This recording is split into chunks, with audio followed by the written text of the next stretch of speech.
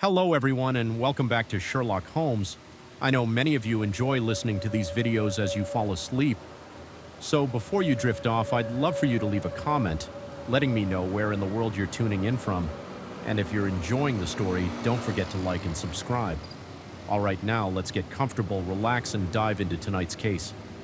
Story 1 on June 20th, 2001 at 9:48 a.m. In Houston, Texas, the law enforcement authorities received a call from a woman named Andrea Yates who told the operator that she was ill and needed a police officer at her house. However, when the police officers arrived at Yates's house, they discovered something horrifying. Yates was seemingly well, but all her 5 children were laying dead in front of her. What was even more shocking was the fact that the children hadn't been murdered by anyone else, but their mother had taken their lives one by one. Why did Andrea Yates kill her children, and how did she do it? This is the case of Andrea Yates, who destroyed her perfectly happy family and shocked the entire nation with the reason why she did it. Andrea Yates was born to Andrew E.M.T. Kennedy and Judith Karen Clear, a German immigrant. A German immigrant is Andrea Pia Kennedy in Houston, Texas on June 2nd. 1964, she was the youngest of 5 children of Andrew and Judith. Andrea was a perfectionist, and it was quite evident when she graduated from Milby High School in 1982 as the class valedictorian, an officer in the National Honor Society and captain of the school swim team after completing a 2-year pre-nursing program at the University of Houston and graduating from the University of Texas Health Science Center. Andrea worked as a registered nurse at the University of Texas MD Anderson Cancer Center from 1986 to 1994. In 1989, Andrea Kennedy met an engineer, Russell Yates. Both of them were 25 years old at the time. The two started seeing each other, and their love grew for one another over time. On April 17, 1993, nearly 4 years after seeing each other for the first time, Andrea Kennedy and Russell Yates got married. Both Andrea and Russell were devout Christians. Therefore, soon after marrying, they announced to their friends and families they would have as many children as God would allow. A part of this thought came from the teachings of a man named Mishweni, who mostly preached in colleges and told the female students that they would go to hell if they continued to study because their life purpose was only to reproduce. Russell and Andrea even purchased a 4-bedroom house in Friendswood, Texas to accommodate their soon-to-be big family. In February 1994, the couple welcomed their first child, a son, whom they named Noah. Shortly after Noah's birth, Russell accepted a job in Florida, and the family had to move to a small trailer in Seoul for some time in December. 1996, a second child, John, was born to Russell and Andrea before the birth of their 3rd child. In 1997, Paul, the Yates family, had to move back to Houston and were living in a GMC motorhome, despite being a bright student and a happy wife. Andrea had a problem. She was suffering from depression and bulimia. She even used to discuss the concept of suicide with her friends during her high school years. The symptoms of her depression disappeared for some time when she met Russell Yates and married him. But as time passed and Yates gave birth to the couple's 4th child, Luke's symptoms of her resurfaced. The first major episode happened on June 16, 1999, when Russell found Andrea shaking and chewing her fingers. But this was just the start. The next day, Andrea attempted to take her own life by overdosing on pills. Her condition got so critical that she had to be hospitalized, and the doctors put her on antidepressants, but the medication didn't improve her condition. And soon after she was released from the hospital, she made an unusual request to Russell. Andrea begged her husband that she should let her die and even held a knife to her neck while she made the request she had to be hospitalized once again. And this time, the doctors gave her several medications, including an antipsychotic drug called Hawal. The new medications immediately improved her condition, and she was prescribed Haldol when she was discharged from the hospital. After the incident, Russell Yates thought it might not be a good idea to live in a GMC motorhome anymore, so he moved the family into a house to help his wife recover. Initially, the change in the residence seemed to work, and Andrea's condition stabilized. However, this improvement proved to be temporary. When in July 1999, Andrea Yates suffered from a nervous breakdown. As a result, she attempted to commit suicide twice and had to undergo 2 psychiatric hospitalizations that summer after examining her. The doctors diagnosed her with postpartum psychosis. Seeing Andrea's condition, Dr. Eileen Starbranch, Andrea Yates' first psychiatrist, asked Russell Yates not to have any more children as it could worsen his wife's mental health. But just 7 weeks after Andrea was discharged from the hospital, the couple conceived their fifth child, Mary. As soon as she conceived, Andrea stopped taking Haldol to ensure a healthy pregnancy in March 2000, around the time Mary Yates was born. And for a year after, Andrea Yates' condition seemed to have improved greatly until her father died on March 12th. 2001, she couldn't control her psychotic tendencies afterwards, which resulted in her mutilating herself and stopping to feed Mary. Her condition was so bad that the family decided to immediately hospitalize her on April 1st, 2018, 2001, and she was released after treatment. Seeing his wife's unstable condition, Russell asked his mother to come live with them for a while to help with the kids a month after being admitted to the hospital. Andrea Yates once again started showing abnormal tendencies on May 3rd, 2001. She filled the bathtub in the middle of the day when her mother-in-law asked her about the reason why she was filling the bathtub. Andrea told her that she might have use for it. This vague answer was frightening and made the Yates family so concerned that Russell and his mother arranged for her to be hospitalized within the next 24 hours. When the incident was shared with her psychiatrist, her thought was an attempt to commit suicide by drowning herself.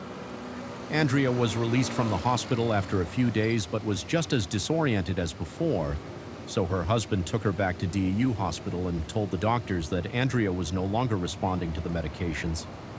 45 days after she showed serious catatonic tendencies and 2 days after her last appointment with her doctor, Andrea Yates did something far worse than committing suicide after her husband left for work.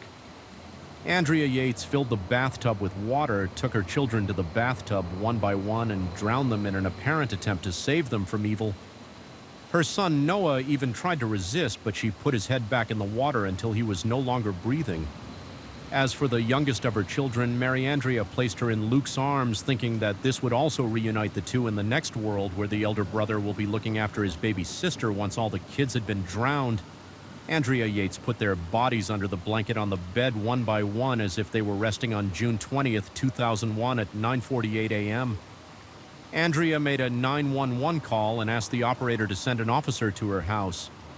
The operator, not sure about what had happened, tried to confirm the reason for Andrea's request by asking her if she was having a disturbance, feeling ill, or if there was another reason for calling 911.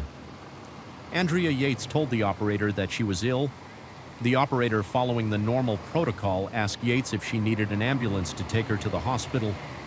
Yates replied by saying that she needed a police officer at her house. The operator once again tried to determine the exact problem Andrea Yates was having, but she told the operator that she just needed the police to come to her house. Andrea's tone and her responses made the operator think it might be a cause of domestic abuse, so she tried to confirm if Andrea's husband was at home, to which Yates said no. Officer Frank Stumpo of the Houston Police Department was assigned to Andrea Yates' call, and he started driving towards her house 8 ES minutes after calling 911 and asking for a police officer. Andrea Yates called her husband Russell Yates at 9:56 a.m. and asked him to come home. The sudden call from Andrea, who had a long history of depression, made Russell worried, so he immediately went home when Officer Frank reached Andrea Yates' house. His colleague, Officer David, was already there and told him it was a homicide case upon entering the house. Officer Frank found Andrea Yates sitting on the couch in the living room. While entering the bedroom, he expected to see the dead body of a man, but was shocked to see 4 kids lying dead under a blanket. He was still trying to comprehend exactly what happened when he entered the bathroom and was shocked to find a 5th child floating in the bathtub. Andrea Yates had drowned all 5 of her children in the bathtub. Russell Yates arrived at his home being sealed by the police. Although the officers present at the scene told him what had happened, he didn't allow them to go inside and look at the bodies. Andrea Yates was immediately taken into custody, and the investigators started finding reasons why a mother would kill 5 of her children, including a 6-month-old baby, as her interviews began with the police. Andrea Yates never denied that she killed her children. She even told the investigating officers that the reason why she filled the bathtub with water was because she wanted to drown her children. When the medical experts visited Andrea in the facility where she was being detained and interacted with her, they discovered that before the incident, Andrea had heard the TV talking to her. One of Andrea's religious beliefs was that the number 666 had been branded into her scalp, and since the number was Antichrist, it made Andrea think that she was a bad mother on the medical front. One of the experts was able to identify Andrea Yates' condition as kekkodemonomania, a belief that one is possessed by a demon. It was a rare condition that happened in people with religious delusions. Andrea loved her children, but the supposed message she was getting from the TV and her religion was that she was Satan, a bad person. Yates' psychotic tendencies soon tied with her religious beliefs, and there was no coming back after that. Some of Andrea's beliefs were also influenced by Michael Wend's writings, the preacher the Yates once followed as her condition worsened. Andrea started believing that one of her sons would become a serial killer and that the other one was going to be a homosexual prostitute. Similarly, she believed that the other 3 children were also going to end up as bad people and would go to hell for their sin. When the investigators asked Andrea if she believed she was possessed by a devil or Satan, she said she was possessed by Satan, who was giving her directions to harm the children. As soon as the news of the 5 kids being found dead in a house was out, it spread like wildfire, and one name that was on everyone's lips was Andrea Yates. People were increasingly interested in knowing about one particular topic, postpartum psychosis. As for her lawyer, George Parnham, he knew that the only way Andrea was going to survive the trial was to plead not guilty by reason of insanity. Meanwhile, the public outrage was growing as the trial progressed and new details about the case emerged. People unaware of the effects of mental illness were harsh towards Andrea Yates, whereas the mental health experts were worried that Yates might be prosecuted despite a legitimate mental illness issue. Andrea Yates' actions were incomprehensible for everyone aware of the case, but it was yet to be established whether or not she was mentally insane. There was no legal definition of mental insanity at the time, which meant the jurors had to use the everyday meaning of the term to decide Andrea's fate. As for the public reaction, Andrea Yates wasn't the only one being criticized for her actions. People were irked by her husband, Russell. Yates' reaction to the murders, too. The reason was that Russell Yates was defending his wife in the media and telling people that Andrea wasn't herself when she killed their children and was motivated by her mental illness.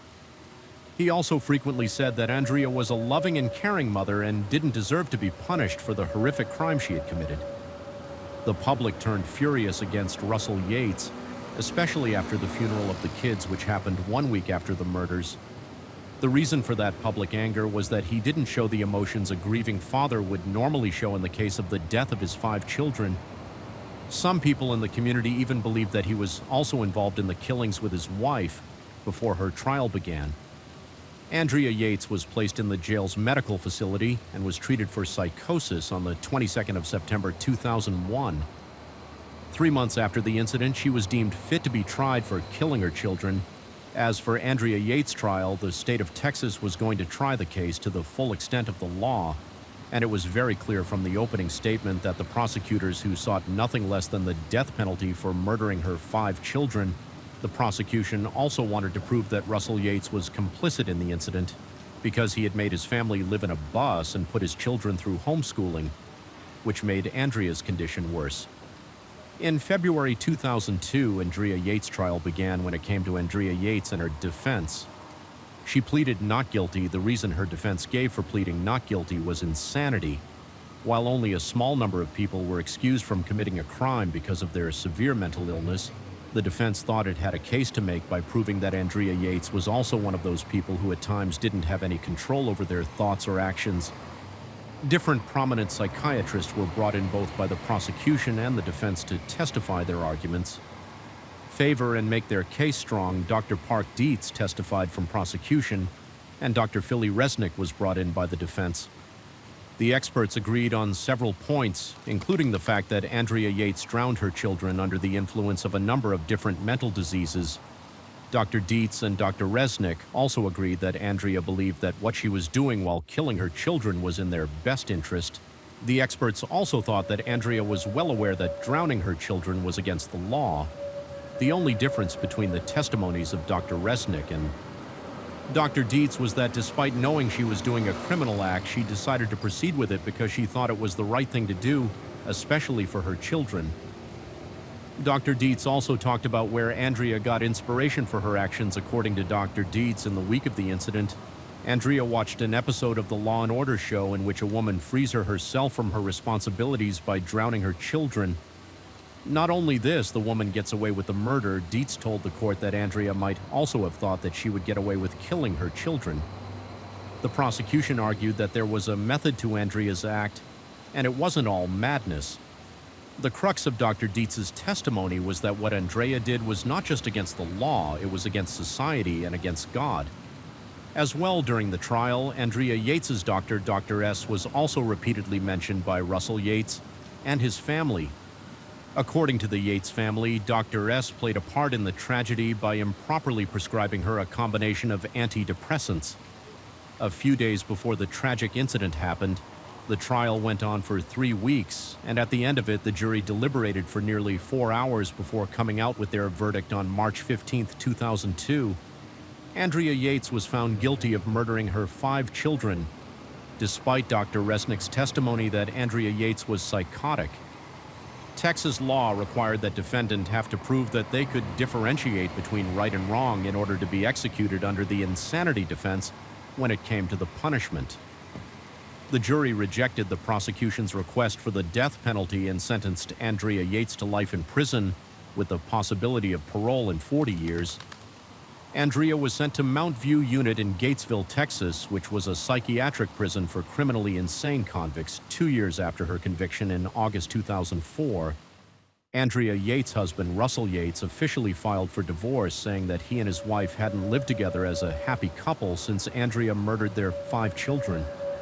The family court granted his request for divorce in March 2005, and Russell Yates married another woman named Laura Arnold in 2006. Soon after the verdict in Andrea Yates' case was announced and the public became aware of it, the word quickly started spreading that the Law and Order episode that Dr. Dietz mentioned in his testimony did not even exist. Andrea's lawyers quickly started searching for the episode Dr. Dietz had referred to but couldn't find any. This meant the defense had gotten a lifeline and could now ask for a retrial based on the discovery. Susan O'Malley, a journalist and an author, had been covering Andrea Yates' trial for NBC News, the New York Times Magazine, and the Oprah Magazine. She had previously written for Law and Order, the show Dr. Dietz had mentioned in his testimony, and also reported that no such episode of the show existed. George Parr had a meeting with Law and Order's creator Dick Wolf, who told him that no episode of such sort had been aired on the show, and neither had it ever been planned. Parham filed for a mistrial, but to his surprise, the motion was denied, so the defense started preparing for the appeal and reversal of the verdict, and at the center of this motion was Dr. Park Dietz's questionable testimony. When Dr. Dietz was confronted by George Parham about his mention of the Law and Order show, he told him that it was an honest mistake he had made while testifying. George Parham highlighted 19 points in his request for a retrial, and based on Dr. Dietz's arid testimony, Andrea Yates was given another chance to have her case heard in the new trial. The defense didn't request a reduction in Andrea's sentence, but rather filed for an outright dismissal of all the charges against her, and argued it would be double jeopardy if Andrea Yates were to go through a second trial 3.5 years after the original conviction in January 2005. The Texas Court of Appeals issued an opinion that double jeopardy did not apply to Andrea Yates' case.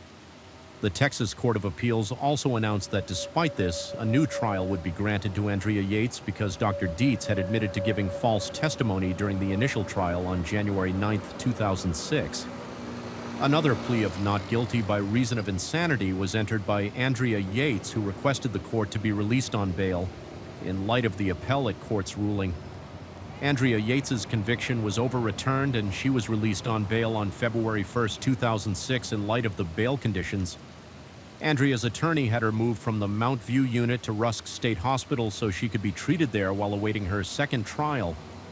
Meanwhile, the defense prepared for the trial and had another important task at hand: educate the public about what exactly happened and how Andrea Yates wasn't the monster like the general perception was about her. Andrea's lawyers during the media interviews told people that there were 6 victims in the case. 5 were the children and 1 was Andrea herself because she didn't have any control over herself. as her mental condition had worsened by the time the unfortunate incident happened. 5 years after the tragedy in June 2006, Andrea Yates' second trial began, and the defense focused on 2 points: mental health and wrongfulness. By this point, public opinion had also become neutral about the case.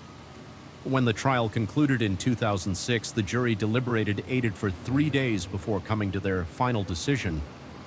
It was one of the few trials when jurors asked for the pictures of the children murdered by Andrea and observed a 2-minute silence for each of the 5 victims, with some jurors even crying while seeing the pictures.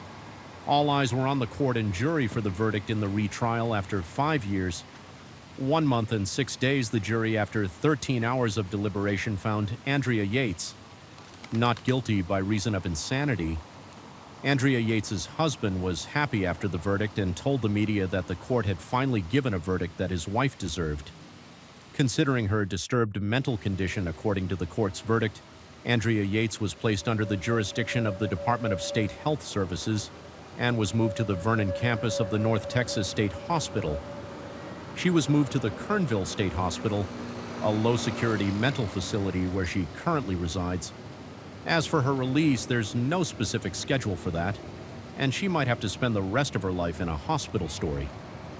Shanti Cooper was a dedicated mother to her son Jackson, whom she shared custody with her ex-husband Jim Cooper. She separated from Jim in 2013, marking a new chapter in her life. After her divorce, Shanti was ready to start dating again. However, she noticed that the world of dating had changed significantly since she last ventured into it. Online, dating had become the popular way to meet people. Determined to embrace this new way of finding love, Shay created a Match.com account. As Shanti navigated through various profiles on the site, she connected with several men.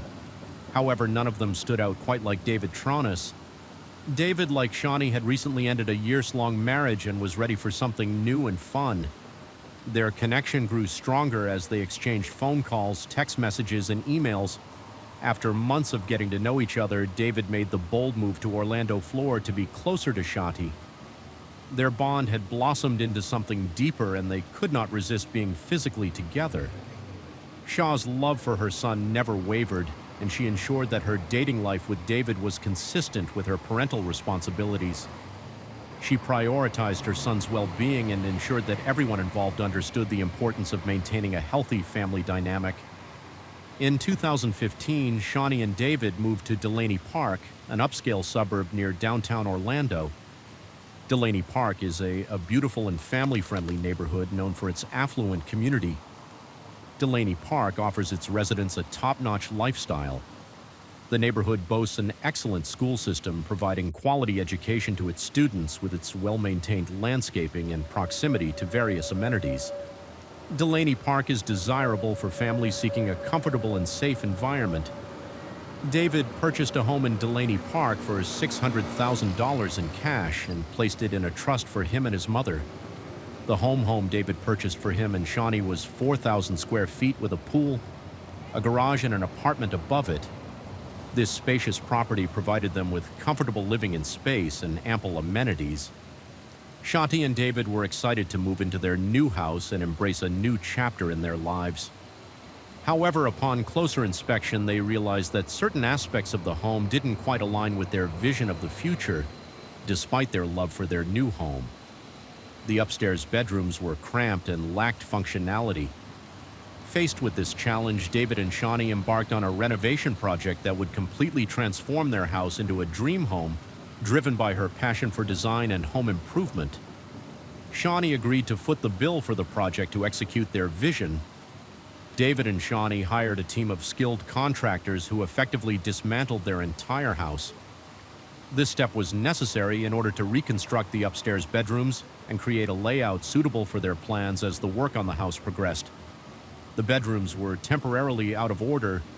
Shanti decided to reside in the apartment above the garage, which allowed her to continue her daily routine without disruption and provided her with a dedicated workspace. Meanwhile, David found himself in a makeshift dwelling in the garage, spending quality time with their dogs. David's obsession with restoring his home grew exponentially. It became more than just a project. It became an integral part of his life. Every waking moment was spent overseeing the work, making necessary adjustments and ensuring every detail was meticulously planned and executed. His entire world revolved around the restoration process, and the home started to take on a life of its own. In 2018, 3 years after the commencement of the renovation project, little to no progress was made. The entire inside of the home had been gutted, leaving nothing but a shell of a building. Desperate to find a solution, David turned to a local home renovator who had a hit reality television series on A&E, Zombie House Flippers. Zombie House Flippers is a television series that follows a group of real estate investors who purchase and renovate dilapidated homes. The series producer approached David and Shanti's home in Delaney Park to determine if it would be suitable for the upcoming season. Amidst the turmoil surrounding their home renovations, the couple tied the knot in 2017, a decision that surprised many of their friends and family. Shanti, known for her private nature, had managed to keep the marriage a secret, even from her close grandmother, who she was especially close to. This decision was not particularly surprising to those who knew Shanti, as she was known for her discretion when it came to her personal life. By mid-April 2018, Zombie House Flippers had made plans to start filming at David and Sean's home in May. However, the producer encountered difficulties getting David and Shanti to sit down to discuss how the show would go.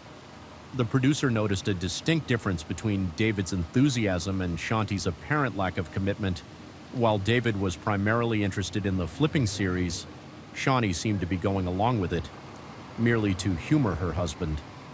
The tension between David and Shanti regarding their home was palpable. Shanti had invested significant money in the renovations, and her name wasn't even on the trust that owned the house. Despite David's promise to add Shanti to the trust, he failed to follow through on this commitment, which caused further strain in their relationship by the end of April. 2018, things seemed to be coming together for David and Shanti. However, at 3:51 p.m. on April the 24th, 2018, David called 911 in hysterics, explaining that he found his wife Shanti in the bathtub and she was not breathing during the phone call with the 911 dispatcher. David's screams could be heard in the background as he frantically tried to explain the situation. When police arrived at David and Sean's home, they found Shay deceased in the bathtub, declared a crime scene. The area was immediately secured and the investigation began. Meanwhile, David was transported to the police department for questioning. David told the investigators that the morning started like any other. According to David, Shanti woke up between 7 and 7:30 a.m. At around 9:30 a.m., he went for a 1-hour walk, leaving his wife home.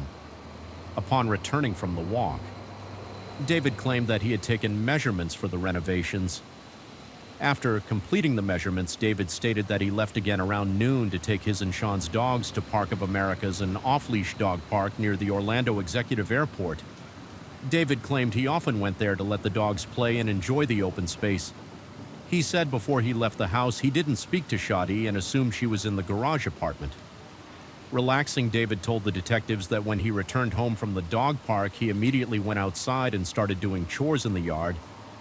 He spent approximately 30 minutes taking care of various tasks before he decided to head inside. Upon entering his home, he heard the sound of water coming from inside the bathroom, which caught his attention, and he decided to investigate further as he approached the bathroom. David claimed that the door was slightly ajar. He pushed it open and discovered a shocking sight. Shanti, his wife, lay unconscious in the bathtub, her body submerged halfway in the water. David claimed panic overcame him and he immediately called 911 to report the incident. During the interview, David described how Shanti had been excited about their future and the vision they had for their home. They had been looking forward to a bright future together. Although David appeared upset and his story about finding his wife in the tub seemed plausible, the detective interviewing him harbored suspicions. The discrepancies in David's account raised red flags when the police officers arrived at the Delaney Park home after David called 911. They observed that there was no wet substances in the bathroom, which would be expected if David had genuinely attempted to rescue his wife from a half-filled bathtub. This detail called into question the validity of David's story. Furthermore, the severity of Shanti's injuries did not align with David's account of her falling into the tub. When Sean's body was moved at the crime scene, it was evident that she was covered in blood and bruises which could not have been caused by a simple fall. An autopsy later revealed that Sean's cause of death was blunt force trauma and strangulation, and her manner of death was ruled a homicide. These inconsistencies prompted the detective to confront David. Regarding the discrepancies in his story, the detective asked David about blood that investigators found on Sean's bed, and David said that was from her menstrual cycle. However, the amount of blood found did not make sense. Raising further suspicions, the detectives threw out different theories as to what could have happened to motivate David to kill Shawnee and get a reaction from David. The detective asked David if the state of the couple's home renovation had anything to do with Sean's death. But David said no. Then the detective asked David if Sean was angry with him since she was not on the trust for the home. And again, David said Shawnee never had an issue with that. The detective suspected that Shawnee's death may have been motivated by her life insurance policy. Her policy had a payout of $250,000 to her husband David, which raised suspicions during the interview. The detectives asked David if her death was an accident that occurred during rough intercourse. However, he denied having any involvement in harming Shanti. Despite DVAD's denial, the detectives felt that there was sufficient evidence to suggest David's involvement in Sean's murder. They believed that he had faked crying on the 911 call, and during the interview, the detective suspected that David had staged an emotional response to throw off suspicion, but before David left the police department, he agreed to take a polygraph test. However, it was late at night, and the detectives were unable to locate a polygrapher to administer the test immediately. As a result, David was released and allowed to return home before leaving. David provided his DNA nail clippings and fingerprints to the detectives for examination and comparison to any evidence found at the crime scene. The detectives hoped that these samples would help them gather more evidence and establish a link between David and Shanti's murder. Investigators who examined the crime scene at David and Sean's home noted that Shawnee had one earring on and one off on her nightstand. Additionally, Shawnee's watch was off on the nightstand at the time of her murder. These findings were significant to the detectives as they suggested that Shawnee may have been in the process of getting ready for bed when the murder took place. Furthermore, Shanti's cell phone was found on her nightstand. However, the investigators noted that there was no activity on it after 11:30 p.m. on April the 23rd, 2018. The medical examiner report revealed that Shawnee did not have any defensive wounds, which led the detectives to believe that she was unaware of the impending attack. The detective theorized that Shawnee was sitting on the end of her bed removing her jewelry when David attacked her from behind. They felt this assault resulted in Sean's death, and David moved her body into the bathtub. Another significant finding was that nothing appeared missing from the home, so the detectives ruled out robbery as a motive. However, one item that seemed to be missing was Shanti's $15,000 engagement ring. As the detectives conducted their investigation, they soon discovered that David's portrayal of his and Shaw's happy marriage did not align with the perception of others who knew Shanti. According to these individuals, David had a habit of hiding her son Jackson's toys and returning them when Jackson inquired about them. The detectives believed that David was employing these tactics to play psychological games with Shanti and her son during their search of the garage where David was sleeping. Investigators stumbled upon an unplugged refrigerator filled with children's toys. This discovery further solidified the detectives' theory that David was engaging in manipulative behavior by hiding Jackson's toys and returning them intermittently. David attempted to control Shanti and her son's emotions after the detectives served a search warrant on Shanti and David's Delaney Park home. They confiscated the couple's computers. They found notes on Shanti's computer that shed light on her discontent with her marriage with David. In these notes, Shanti referred to David as cheap, controlling, and narcissistic whenever they went out to eat. Shawnee wrote, David never paid, and on occasion when he did offer, he always had an excuse, claiming he forgot his wallet. Shanti expressed feeling sad and lonely, afraid, and no longer wanting to be part of the life that they built together. She stated that her mental unhappiness was a result of her poor interactions with her husband, David. Further, these notes highlighted the fact that Shawnee was under a significant amount of stress living in a home under construction as the detectives continued to investigate the murder of Shawnee. they discovered important that linked David to her death. It was revealed that Shanti had been hospitalized for 3 days. In the months before her body was found, the detectives were also informed that Shanti had expressed concerns about her eating habits and mentioned to her nanny that she could no longer consume spicy foods or drink alcohol. Additionally, Shanti had started losing weight rapidly, which raised suspicion amongst the detectives.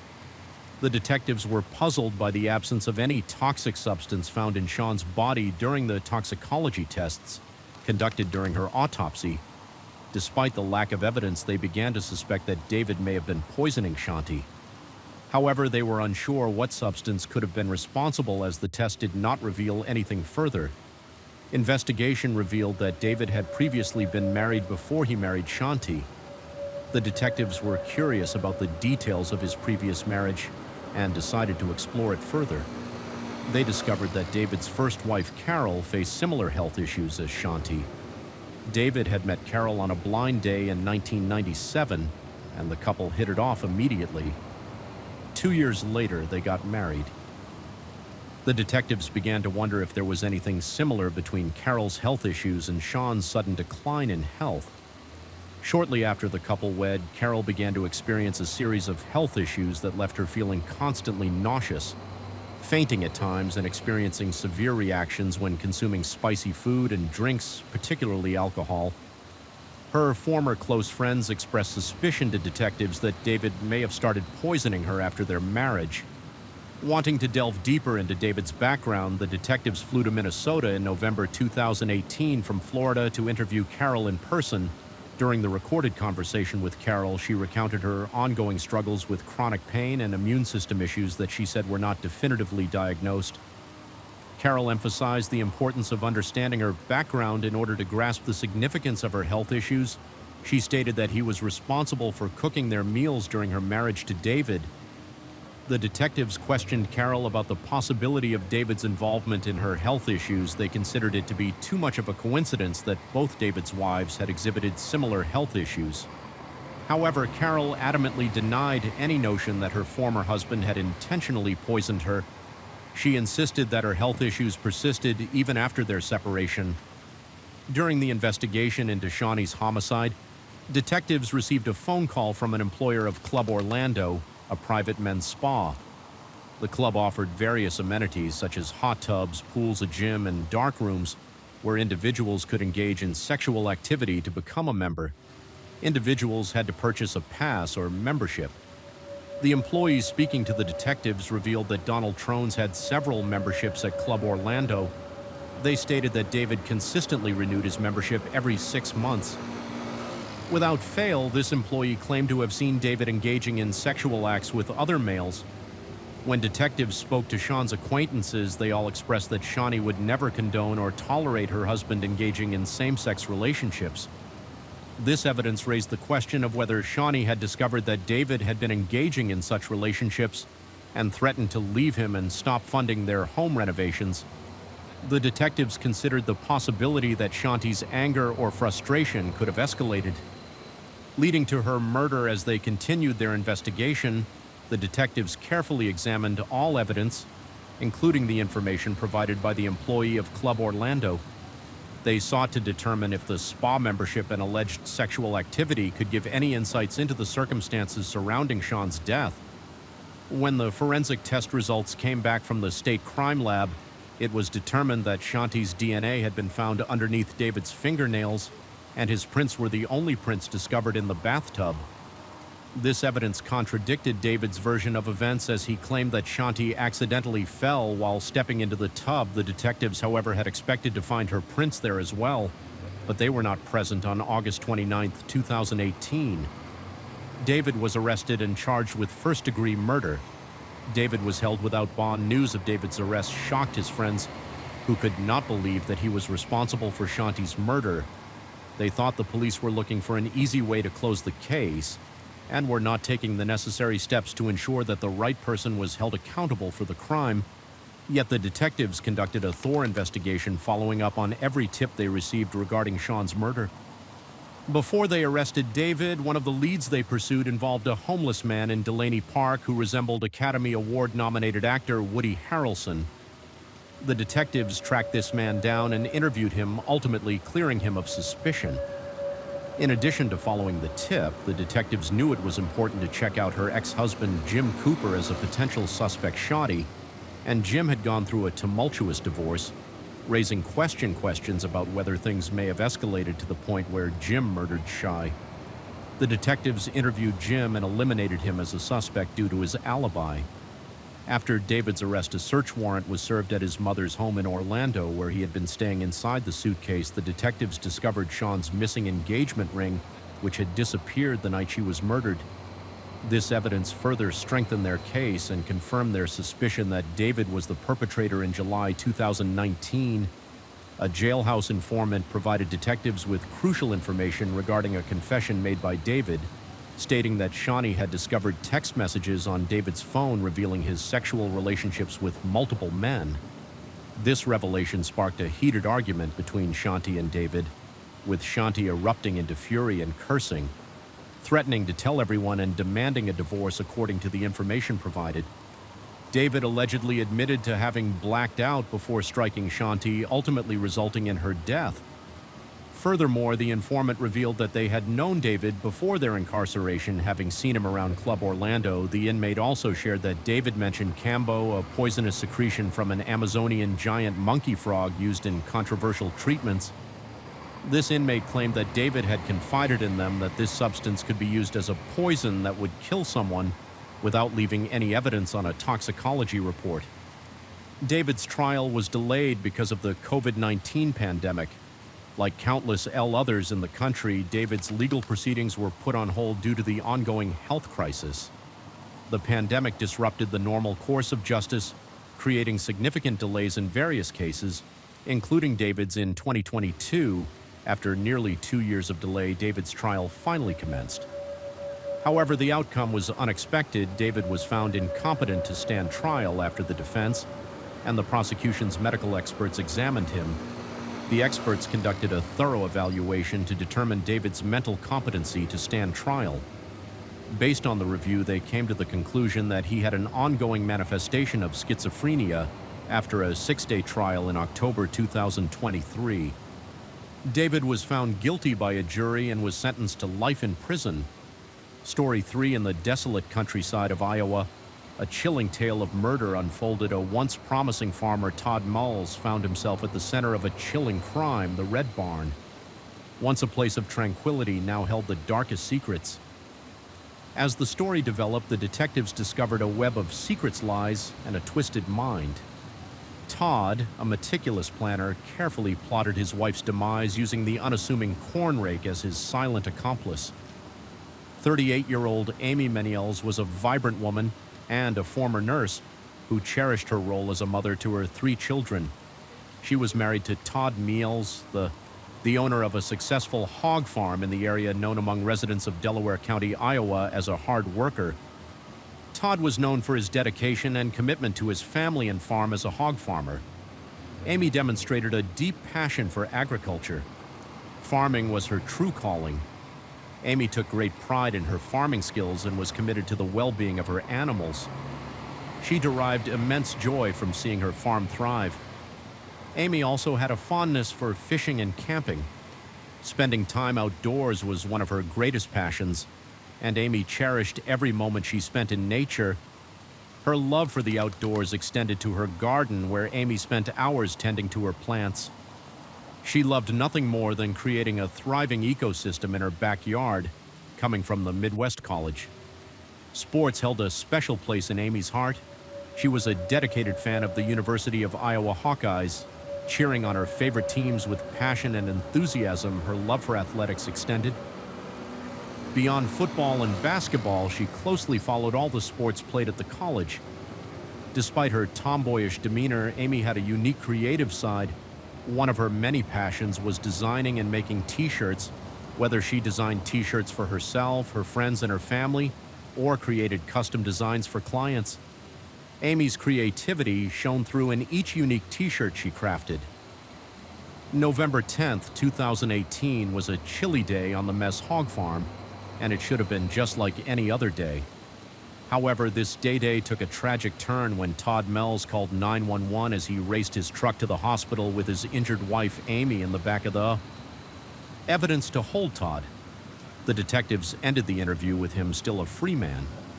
When the detectives questioned Amy and Todd Mall's neighbors, they learned that Todd could sometimes be inhumane to the animals on his farm. These incidents would occur in front of the raising concerns about Todd's behavior. One of the neighbors described Todd as scary, which added to the detectives' suspicions. Further investigation revealed that many people who had been close to Todd in the past had cut him out of their lives. The detectives discovered that 5 years after Amy's first affair, the couple sought counseling in an attempt to fix their marriage. Amy quit her job at the hospital where she was a nurse. According to Todd, he claimed she did this to spend more time with him and their children. However, Amy's friends have a different story to tell. They claim that the couple made a deal, under the terms of which Amy agreed to stop working outside of the home. Todd told her that she needed to remain on the farm with him where he could keep a watch on her. Todd's reason for monitoring Amy's every move stems from his mistrust of her. He believed that Amy betrayed their trust in their marriage, compelling him to surveil her constantly, according to those who knew Amy and Todd. Todd never truly trusted Amy again. This lack of trust created a suffocating environment for Amy, who began feeling trapped within the confines of her own home. Amy confided in her friends that Todd had an approved friend list for her, and he timed her exits and returns to ensure she didn't have any stops in between. Amy expressed to her confidence that she felt like a captive in her marriage, unable to break free from her husband's control. Although Todd claimed to have an alibi, the detectives were skeptical of his story. Todd and his son Tristan maintained that Todd had been 100 yards away from Amy at the time of the murder. However, the detectives were concerned about the strong bond between Todd and his son, fearing that Todd could potentially coach his children in a way that benefited his case. Compounding their concerns, the detectives discovered security cameras around the farm. However, none of the cameras were functioning during the time of Amy's murder. This info raised suspicions as the recordings resumed functioning shortly after the incident. Todd continued to maintain that Amy's death in the barn was a freak accident. He claimed that she had an operation several days earlier which left her unsteady on her feet, and that she could have tripped or gotten dizzy, leading her to fall on the corn rake. Despite Todd's claims of innocence, the detectives continued to investigate and gather evidence, focusing on any potential links between Todd and Amy's death. The detectives eventually discovered crucial evidence on electronic devices seized from Amy and Todd's home. They found a series of disturbing searches through their access to Todd's iPad. Todd's iPad revealed Google searches for topics such as what did the Aztecs do with cheating spouses, placement of the organs in the body, 16 facts about cheating women, once a cheater, always a cheater did, ancient cultures kill adulterers, thrill of the kill, killing unfaithful women and punishment, his 18 months for killing a cheating wife. These searches raised suspicions and cast doubt on Todd's claim that Amy's death was purely accidental. The content of the searches, particularly those related to cheating spouses and murder, suggested a sinister motive behind Amy's death. Further, the detectives found the timing of these search engine results suspicious, as they started when Amy started her affair with Jerry. With those incriminating Google searches, the detectives made their way to Todd Mullis' farm upon entering the barn. They located Todd inside. The detective asked him to step outside where they could talk. Once Todd complied, the detective informed him that they had an arrest warrant for him on charges of first-degree murder in relation to Amy's death. Todd was arrested in custody, where he pled not guilty and was subsequently held behind bars until his trial in 2019 during his time in prison. Todd gained a surprising amount of support and followers. A large portion of his supporters were women who formed a Facebook group dedicated to sharing their thoughts and promoting his innocence. The group became a platform where members discussed Todd's situation, voicing their belief in his innocence and advocating for his release as Todd's trial unfolded. The courtroom was packed with his and Amy's loved ones. The gallery was divided with Todd's family and friends sitting on one side of the courtroom and Amy's loved ones on the other. There was a palpable tension in the air that could be cut with a knife as the emotions ran high on both sides. In his opening statements, Todd's defense attorneys put forth the argument that he was a dedicated husband and father, while claiming that Amy had been engaging in a sexual affair with Jerry Frazier behind Todd's back. The defense team came prepared with a surprise, abruptly changing their position and stating that Amy did not die accidentally but was murdered with a corn rake in the barn. However, they maintained that it was not Todd who killed her. The defense argued that Todd's initial statement that Amy died by accidentally falling on the corn rake was an honest mistake. They contended that Todd had misunderstood the situation, believing it to be an accident. On the other hand, the prosecution had to prove beyond reasonable doubt that Amy's affair with Jerry Frazier, her intention to divorce Todd, take the kids, and half the farm was the motive behind Todd murdering her friends. Amy testified on behalf of the prosecution, alleging that Amy had been constantly upset and crying about her marriage with Todd. These friends revealed that Amy had confided in him that Todd had told her that the farm had been in his family since he was 11 years old, and that he would not give even an acre up to her if she was to divorce him. This revelation painted a chilling picture of Todd's possessive and controlling behavior, leaving Amy's friends concerned about her safety. One friend who had witnessed Amy's distress was particularly worried. She told Amy that she feared Todd was going to kill her. This friend knew that Todd was not the type of person who could be messed with, and she had a genuine concern for Amy. Unfortunately, her fears proved to be prophetic. One of the key witnesses in Todd's trial was Jerry Frazier. Amy's lover, Jerry, took the stand and confirmed his alibi, providing proof to the jury that he had no opportunity to murder Amy. Jerry told the jury that he and Amy met regularly, perhaps more than once per week, for clandestine rendezvous. These meetings took place in secret locations, primarily on their farms or along back roads. Sometimes they utilized motels as meeting places. Jerry revealed to the jury that Amy had confided in him that if Todd were to find out about their affair, he would make Amy disappear. That confession shed light on the intensity of Todd's jealousy and his anger towards Amy. They painted a picture of a violent and dangerous relationship where Amy feared for her life if her secrets were exposed. Tristan, Amy, and Todd's oldest son and Todd's alibi testified from a remote location via the internet. On the day Amy died in 2018, Tristan had maintained that he was with his father, Todd, the entire time in the barn, located 100 yards away from the crime scene. However, when Tristan testified in 2019 during Todd's trial, his story changed. Instead of asserting that his father was with him the entire day, Tristan claimed that he had gone inside the house to get water while Todd remained alone in the barn. This revision in his testimony presented a significant blow to the defense, as it provided Todd with some time to walk to the red shed where Amy was working, kill her with the corn rake, and return to the bar 100 yards away, all before Tristan arrived back from getting water to try and bolster his defense. Todd decided to testify, although defense attorneys usually advise against that. Todd believed that by directly telling his story to the jury, he would be able to communicate his innocence more effectively. He argued that his son Tristan was only out of the barn for a matter of seconds. During that time, he remained in the barn working and never left the prosecutor, however, was not convinced by Todd's test. During cross-examination, the prosecutor brought up the suspicious Google searches that investigators had recovered from Todd's iPad. These searches suggested Todd's interest in obtaining information about infidelity. Todd denied doing those searches and claimed he had no idea how they ended up on his device. However, Todd's denial did not deter the prosecutor, who had access to additional evidence. The state attorney received a phone call from someone who had watched the trial at home on court TV. This person claimed to have analyzed Todd's 911 call to the dispatcher and felt they had detected whispering under Todd's breath as he performed CPR on Amy. According to the caller, they had heard Todd saying cheating and go to hell cheating, Yike.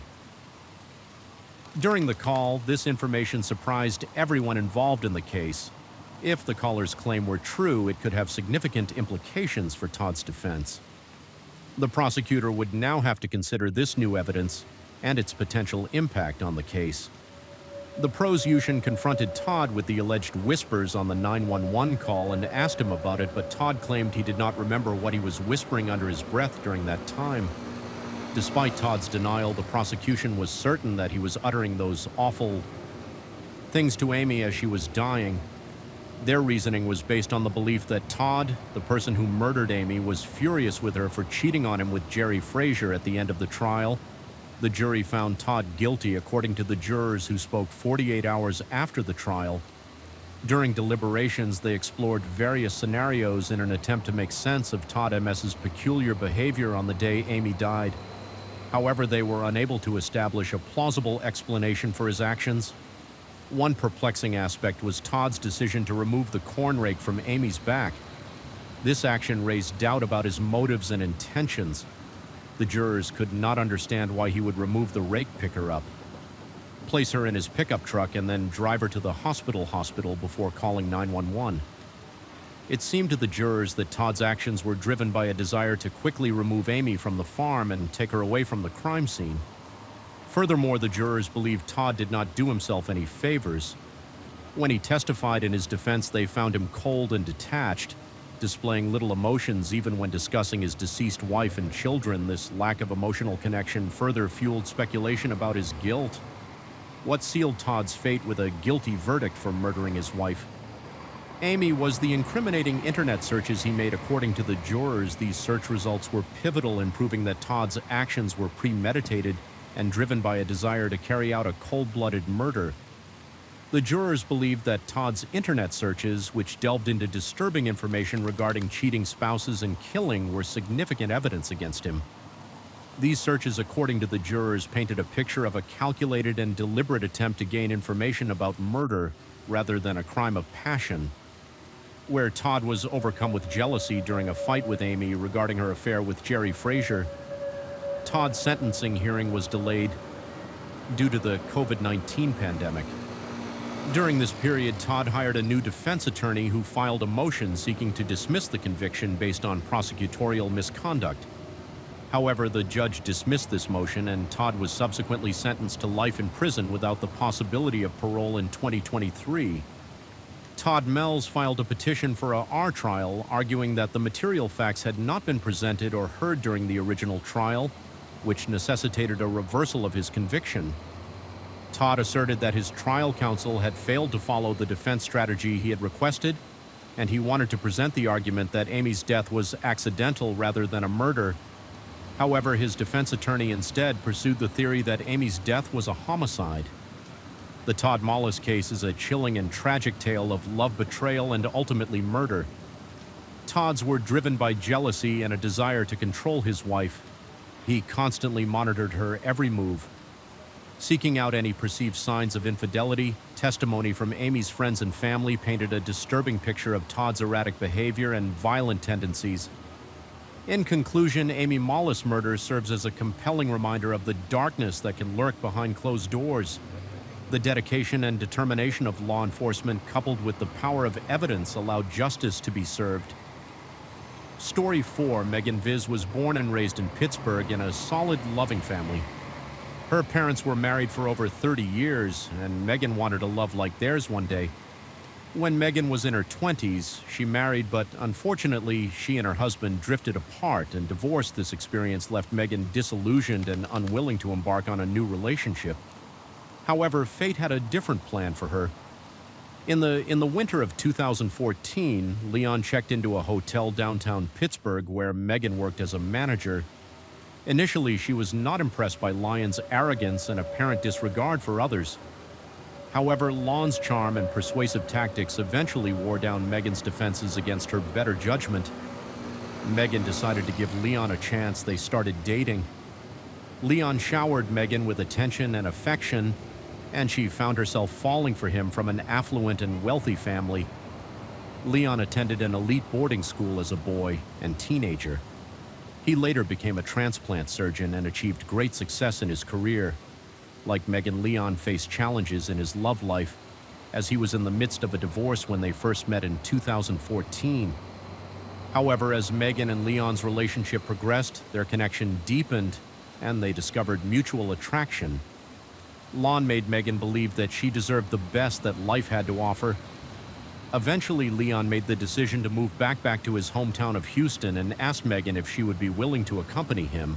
although she loved her life in Pittsburgh.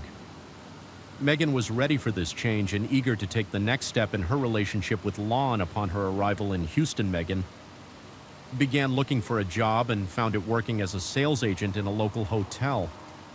The experience allowed her to explore a new city and develop her independence.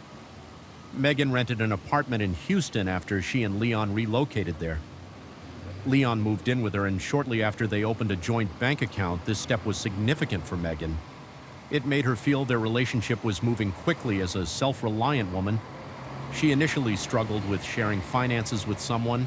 However, a part of her saw this as a sign of Leon's care and potential future for the two of them as a couple. When Megan met Leon's family, they instantly hit it off. Megan found herself envisioning Lon as her future husband, despite living far away from her family and friends in Pittsburgh. Megan thrived in Houston. She made new friends and adopted a dog, which brought joy to her life online. Megan and Leon projected an image of the perfect relationship. They shared photos of their adventures, romantic dinners, and moments of happiness. However, what was seemingly perfect on the outside began to reveal cracks on the inside. Lon found himself unable to practice medicine in Texas as he did not have the license to do so. This setback significantly hindered his career aspirations as a transplant surgeon. Leon felt undervalued and discouraged by the perceived demotion from being a surgeon to a mere surgeon's assistant. He refused to accept the role, finding it beneath his acquired skills and knowledge. As time went on, the strain caused by Lon's inability to practice medicine began to take a toll on their relationship. Megan, who had sacrificed her independence for their relationship, found herself feeling disillusioned and misunderstood. The cracks in their relationship grew deeper, and it became clear that their paths were diverging while Megan still clung to hope for their shared future. Leon's unwavering dissatisfaction with his current situation made it increasingly difficult to reconcile their differences. Instead of actively looking for a job, Lon chose to rely on Megan's income to support their household. This burden placed immense pressure on Megan, with the added responsibility of breadwinner. Megan's frustration began to mount. She felt a growing resentment towards Lon as she realized she was shouldering most of the financial burden. The constant pressure of being the responsible one in their relationship took a toll on her mental and emotional well-being. In a moment of frustration and anger, Megan expressed her frustrations with Leon in front of his family. This impulsive decision turned out to be a misstep, as it only heightened tensions within the couple's relationship. Upon returning to their apartment, Leon's anger escalated, resulting in an outburst of violence that left Megan in a state of shock.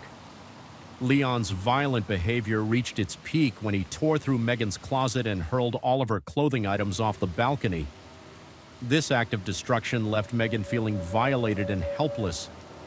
She was unable to comprehend the situation. Over time, Lon's anger towards Megan escalated from verbal insults to physical abuse. He exhibited a pattern of behavior that included throwing the glass bottle he used to spit tobacco at Megan, humiliating her and calling her awful, demeaning names. The abuse seemed becoming more and more frequent, leaving Megan in a constant state of fear and anxiety. Despite the abusive behavior, Lon often expressed remorse and professed his love for Megan. He would claim that she was the only thing that brought him happiness and that he was sorry for his actions. However, these apologies were short-lived, and the cycle of abuse continued to repeat itself, leaving Megan feeling trapped and alone. On January 12, 2017, Megan returned home after a long day of work at the hotel to find Leon in a bad mood. Frustrated by some unknown reason, Leon threw a glass of wine at Megan after enduring years of abuse. Megan had reached her breaking point. She decided to confront Leon and put an end to the toxic relationship. Megan, done with the cycle of abuse, approached Leon and told him that she was leaving him, determined to make her escape. She packed her bag and prepared to leave. However, Leon was not about to let her go without a fight, as Megan started to walk away with her suitcase in tow. Leon stormed into the bedroom and approached her with his hands covering her face. He tried to physically restrain her from leaving. Terrified by Leon's behavior, Megan found herself trapped. She knew the situation was escalating and had to make immediate action to escape in desperation. Megan grabbed her dog and rushed out of the bedroom. Leon pursued her as she ran down the driveway, pulling on the car door to stop her. With determination, Megan closed the door and escaped into the vehicle as Megan tried to drive away. Leon continued to chase her, determined to prevent her from leaving. Frustrated and angry, he threatened to break the window of the car if she didn't open it, terrified for her safety. Megan refused to comply and continued to drive away, putting as much distance between herself and her abuser as possible. The following day, as Megan reported to work at the hotel, it was evident that she had been crying. Her concerned friends and co-workers noticed the change in her demeanor and approached her seeking answers. When prodded, she broke down into tears and spoke about the abuse she had been experiencing at Leon's hands. Megan's friends and co-workers were shocked to hear the truth about her situation. Throughout the day, Leon kept contacting Megan through various means, sending her erratic messages. In some of the messages, he would profess his love and express his remorse, indicating his desire to propose. However, Leon would abruptly declare that he was done with her and others. As the day progressed, Megan grew tired of Leon's constant badgering and requested that he leave her alone. However, to her dismay, she discovered that he had drained their bank account. Upon returning home to their shattered apartment, Megan was horrified to discover all her furniture was gone. Fortunately, she had managed to reach home before Leon had the chance to dispose of her clothes and personal possessions. Megan quickly headed to the police station to file a report against Leon, accusing him of assault. She also applied for a protective order, but the process took some time. Several days later, as Megan was leaving her apartment for work, she glanced in her rearview mirror and saw Leon behind her. Panic-stricken, she sped through the city, trying to lose him. However, Leon was determined to keep following her. He cut Megan off, forcing her to stop. Abruptly, Leon got out of his car, and as he approached Megan, telling her she was making a mistake for leaving him, she swerved her car and managed to escape. Leon's actions were so disruptive that the hotel she worked at banned him from the property. However, Leon's determination to pursue Megan led him to outside the building, causing unease among her colleagues and friends. One of Megan's friends took it upon themselves to confront Leon, chasing him across the street and yelling at him to leave Megan alone. The harassment continued, and Lyon's persistence ultimately led to his arrest for assault. However, he was out of jail the very next day. Despite legal consequences, Leon's behavior did not deter him. Megan was forced to appear in court 2 weeks after his arrest with Leon. During this court appearance, the judge granted Megan an order of protection against Lon Valerie McDaniel. A successful veterinarian in Houston was sitting in the gallery observing Lyon's court appearance. After 19 years of marriage, she was divorced from her husband, Mac. Megan and Valerie had always been friendly with one another, but their bond deepened when Valerie was going through a difficult time in her divorce from Mac over bottles of wine and martinis. Valerie confided in Megan, and the two formed a strong connection. After Megan found out Valerie was on Lyon's side in the court, she was completely stunned. What shocked Megan even further was the discovery that Valerie had played a role in posting Lon's bail, according to the bail bondsman. Leon had asked for his assistance in securing another client named Zach. He informed the bail bondsman that he had given Zach a significant amount of money to handle a problem. Lon's exact words were, "She's got to be out of the picture. I can't have her come to court and testify against me." The bail bondsman found Leon's words to be scary, as they raised suspicions about the possibility of Leon hiring someone named Zach to murder a witness in a case against Lyon. Given his close friendship with the local city council person and the Houston police chief, he decided to reach out to them and share his concerns. By the end of February 2017, Megan finally felt a sense of safety, having left Lyon behind and obtained a protective order. However, this was short-lived, as she was contacted by a detective who informed her about a credible threat to her life. Unsure of what to make of this information, Megan met with the detectives the following day wearing a wig, hat, and sunglasses. As a precaution, the detectives informed her about the tip they had received, informing her that they needed to surround her with police until the threat against her was taken care of. They advised her to go to Pittsburgh for safety. Megan packed a bag and left Texas right away.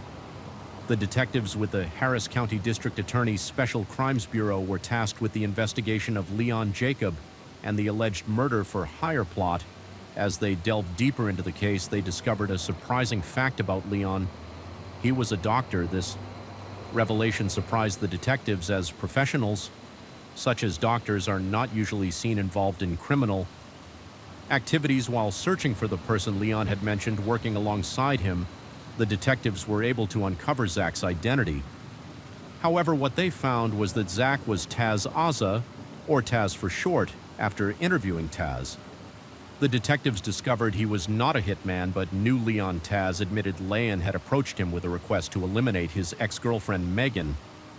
However, T clarified that he had never intended to harm Megan and merely sought the financial gain that came with the job. Taz divulged to the detectives that Leon had been in frequent contact with him.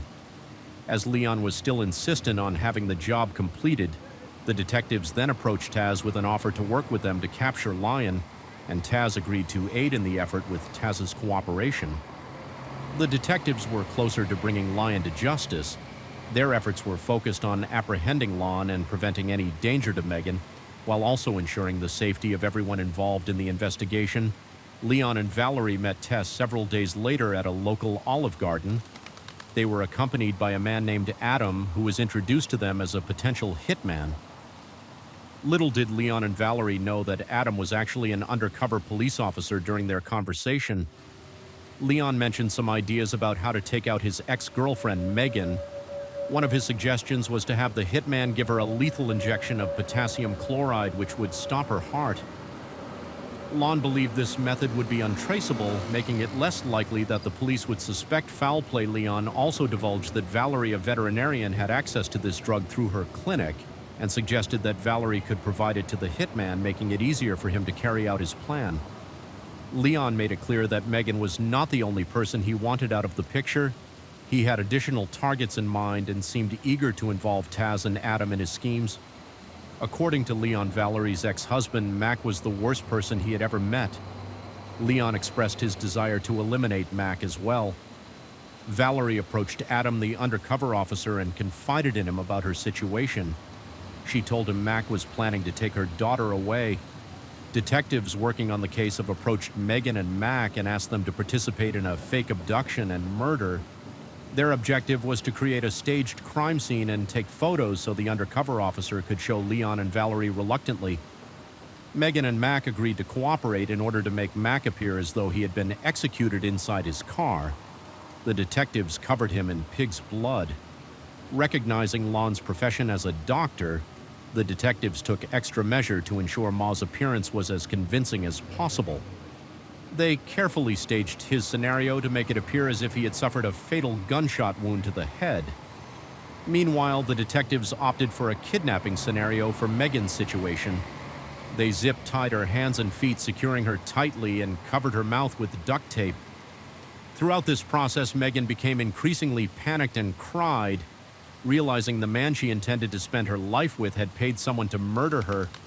The stage situation became all too real for her as she realized she was now a pawn in the detectives' plan to catch Leon and get him arrested. After the staged photos, Adam, the undercover officer, texted and called Leon to inform him that he had taken care of Mac. He then proceeded to show Leon the images he had captured. The undercover officer then revealed that Megan had been kidnapped, but unfortunately there was no reason with her further. The undercover officer expressed that Megan was unwilling to leave the state and stop pursuing charges against Lion. As a result, the undercover officer concluded that he would have to kill her in order to resolve the situation.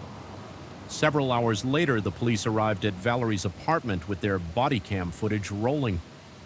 The officers informed Valerie, who was there with Lon, that they were there to tell her that her ex-husband Mac had been killed. However, the officers knew it was all part of a ruse, and Mac was safe. After the officers told Valerie and Leon the news, they tried to faint. Surprised without prompting, Leon said he and Valerie had been home with Valerie's daughter all day, providing an alibi. Even though no one questioned him, Leon's statement seemed rehearsed and suspicious. Lon and Valerie were arrested for solicitation to commit capital murder. The officers who arrested the couple revealed that Mac and Megan had not been killed and were both alive and well. Leon pleaded not guilty 3 days after Valerie was arrested. She was released on a $50,000 bond. Many of Valerie's friends believed that she would never have ordered a hit on her ex-husband if Leon Jacob had not influenced her. According to her friends, she wanted love and attention, and Lyon used his predatory ways to brainwash her. Valerie's friends believed Leon manipulated and used her for his own gain. They thought Lon's power and control over Valerie led her to commit the crime she was arrested for. Valerie's friends described her as a loving and caring person who was always willing to help others. Her loved ones expressed shock at the idea that she would do anything to harm her ex-husband or his loved ones. They said that Valerie's desire for love and attention blinded her to the consequences of her actions. According to Valerie's friends, Leon was a controlling and manipulative individual. Valerie's friends said he often used his charm and charisma to get what he wanted, including manipulating those around him. They believed that Lyon was controlling Valerie's emotions and actions to ensure he got what he wanted. 2 weeks after Valerie's release on bail, she took her life by jumping off the balcony of her 7th-floor apartment. She was due to appear in court the following day. Before Valerie took her life, she recorded a video on her iPad telling her side of the story regarding the murder-for-hire plot that led to her arrest in the recordings. Valerie asserted that the police entrapped her and that she had never intended to harm Mac, her ex-boyfriend and the father of her daughter, as the news of Valerie's death spread. Her loved ones were shocked when Leon, her incarcerated lover, learned about her death. His attorney stated that he was devastated. Lon viewed Valerie as a wife and had asked the judge to allow him to attend her funeral. However, his request was denied. In 2018, Leon Jacob went on trial for solicitation to commit capital murder. The defense argued that Leon did not mean to hire a hitman to murder Megan, but rather hired a private investigator to help the couple reunite. They claimed that Lon was not attempting to harm her. However, the prosecution refuted Leon's claims and presented recordings to the jury where he suggested killing Megan with an injection of potassium chloride. Additionally, graphic staged crime scene photos depicting Megan and Mac as would-be victims were shown in court. Ultimately, Lyon was found guilty of 2 counts of solicitation to commit capital murder. He was sentenced to life in prison in order to pay a fine of $110,000. Story 5, Toni Barlett was the only girl born in the middle of 2 brothers. Growing up as the only girl, Toni was a tomboy, but also the perfect Southern belle. Her upbringing as the only girl in a household of boys made her independent and assertive. She could hold her own in male-dominated environments, but also exuded femininity and charm. After graduating high school, Toni pursued higher education, enrolling in college and medical school. She was a dedicated student who excelled in her studies. Toni's hard work paid off as graduated top of her class throughout her life. Toni focused on her career goals as an apologist. She became a successful and respected field doctor known for her expertise and compassion. Despite her professional achievements, Toni still yearned for love and companionship. Toni married at a young age but found that their relationship lacked chemistry and compatibility. The divorce was a difficult adjustment for Toni as she struggled with disappointment and loneliness.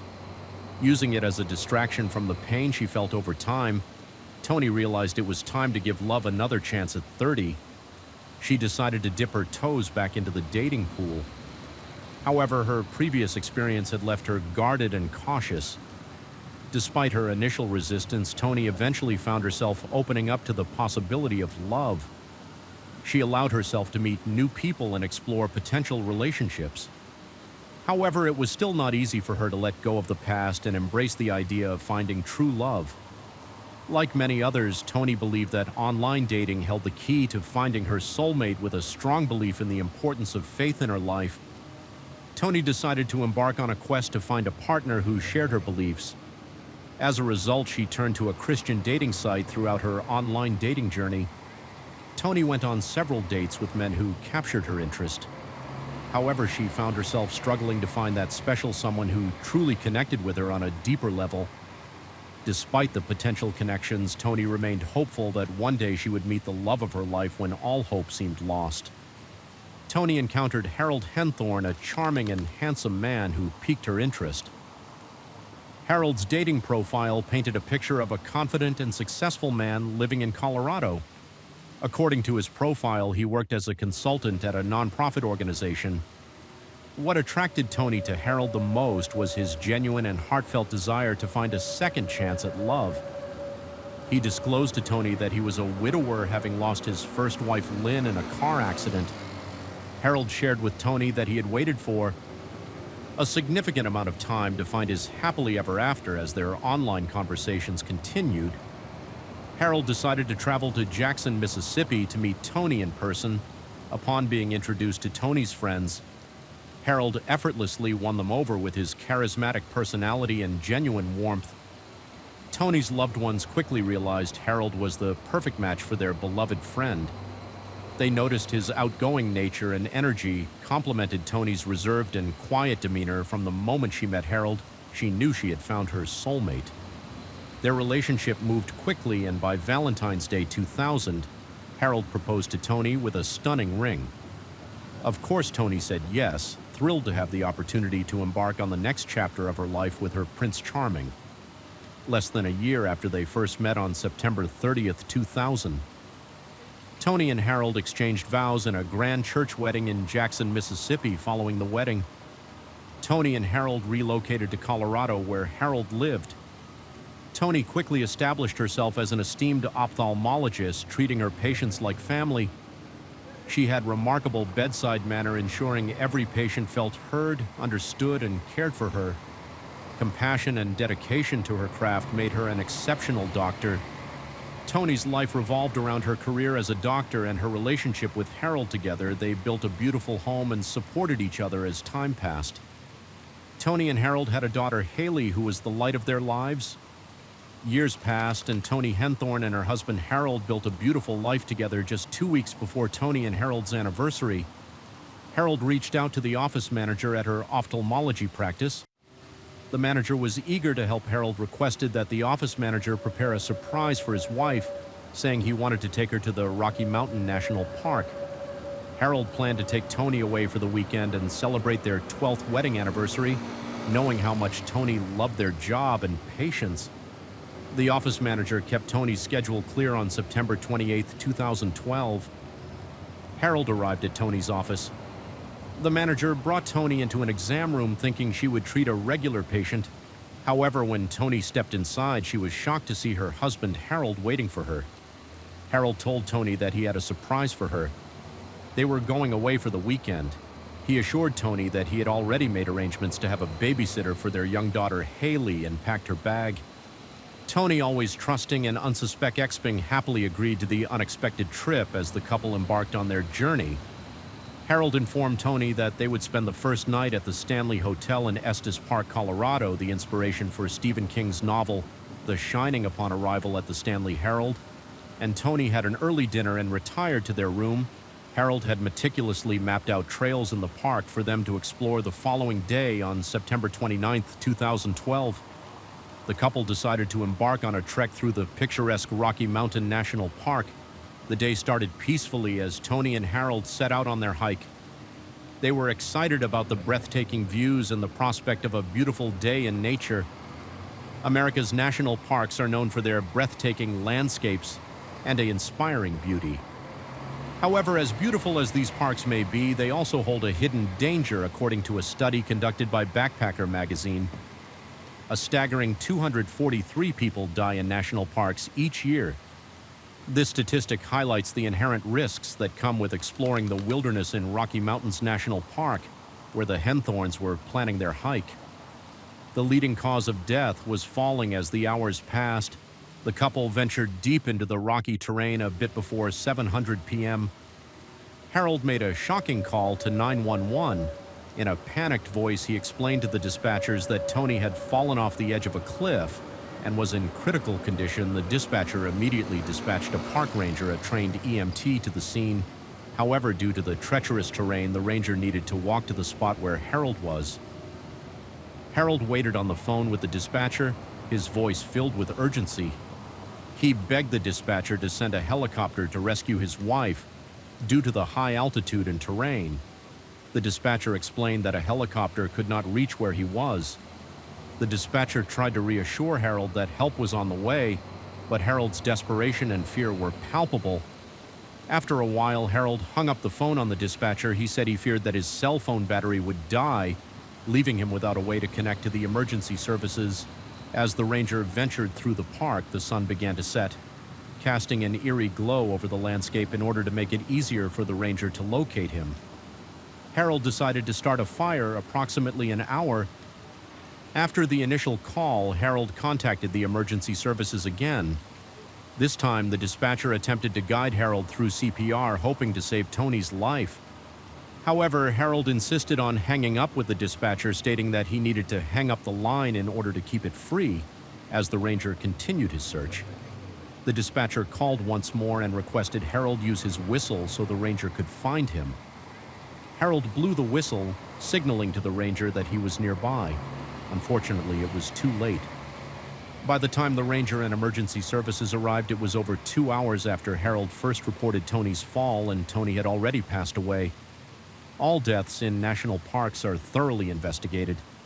This case was no exception. Harold recounted to the ranger the details of the hike that led to Tony's tragic death. He stated that at 1:45 p.m., he and Tony embarked on the Deer Mountain Trail, where they decided to take a selfie. However, the trail was crowded with numerous hikers, prompting them to venture further into the woods. Harold explained that they reached their destination around 3:30 p.m. and had lunch on the mountain. During this time, he captured a photo of Tony. However, the ridge where they had stopped for lunch was too noisy for the couple to enjoy a peaceful meal. As a result, they decided to continue down the mountain in search of a secluded spot. Harold mentioned that Tony had spotted wild turkeys and wanted to get closer for a photo opportunity. Unfortunately, she fell 128 feet down the mountain while trying to capture the birds. When Harold returned home after Tony's passing, he was met with an outpouring of support from his family and friends. His daughter Haley, who was deeply affected by her mother's loss, also received a lot of love and care from everyone around her. However, amidst this outpouring of sympathy, there were whispers and rumors surrounding Tony's sudden death. Tony's friends found it peculiar that she died only 1 year after she almost lost her life in another incident while Tony was cleaning underneath her deck 1 year earlier. Harold accidentally hit a loose beam, causing it to crash onto Tony's head. She was rushed to the hospital, but fortunately she survived the injury. However, she was left with bruises and injuries that took some time to heal. In light of these circumstances, Tony's friends couldn't help but wonder if foul play was involved. They couldn't help but question if the accident a year earlier was accidental or if there was more to the story. Suspicions heightened when, on the day of the funeral service, Harold seemed more interested in watching a football game rather than mourning the loss of his wife. With their loved ones, the FBI became actively involved in the investigation into Tony's death agents. With the FBI conducted interviews with the ranger who first arrived at the scene on the day Tony died. According to the ranger, there was no indication that Harold had attempted to perform CPR on his wife. Further investigation by the FBI uncovered additional evidence suggesting that Harold may have been involved in Tony's death. The investigators discovered that before Tony died, Harold's cell phone pinged in the area where she fell. 9 times, these pings raised suspicion that the phone calls may have been part of a scouting mission to locate the ideal location to kill his wife.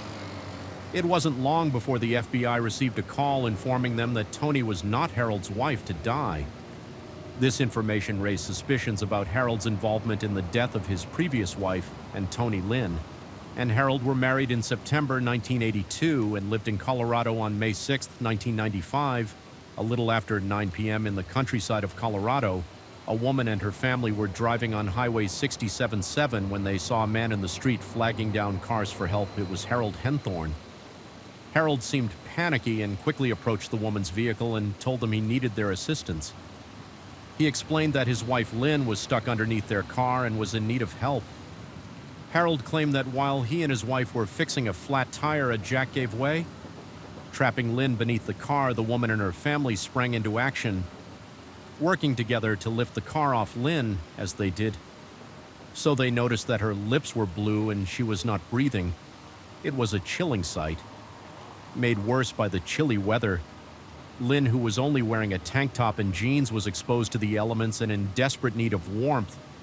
Recognizing the gravity of the situation, the woman and her family took an immediate action.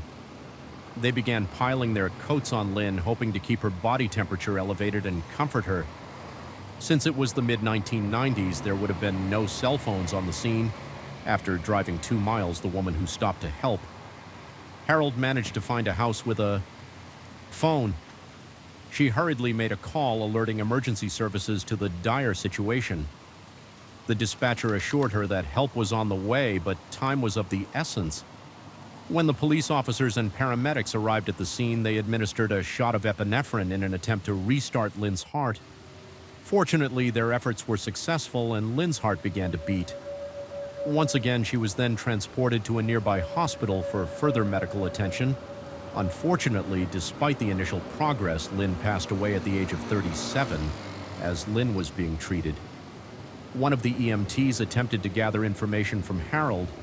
However, Harold appeared evasive in his answers and continually moved away from the medic, hindering their efforts to gain the necessary information. The medic noticed that Harold's behavior seemed strange, as he did not feel urgent or desperate for his wife to receive assistance from observing Harold's actions. The medic came to the conclusion that Harold's demeanor did not seem consistent with someone deeply concerned about his wife's well-being. It seemed as if Harold was reluctant to allow any assistance to reach her. This behavior raised suspicions and made the medic question Harold's intentions when the medics were able to restart Lynn's heart. Harold acted shocked, maybe even disappointed. Despite freezing outside, Harold did not remove his jacket and place it on his injured wife. This behavior puzzled the medic, as they expected him to prioritize his wife's comfort. However, the onlookers at the scene seemed more interested in helping Lynn than her husband. This discrepancy furthered the medic's confusion. An autopsy was conducted on Lynn's body, and it was discovered that she had died from asphyxiation. This finding prompted an investigation into her untimely death. However, a few days later, the medical examiner ruled her death accidental and closed the case. At the time, no one had any reason to suspect that Lynn's death was not as straightforward as it seemed. The case appeared closed, and it seemed no foul play was involved. Detectives investigating Tony's death in 2012 hired a private investigator to look into Lynn's death several years earlier. The private investigator's investigation revealed that Harold provided various accounts regarding the cause of Lynn's entrapment under the car. To some people, Harold stated that Lynn was searching for a lug nut at the time of the accident.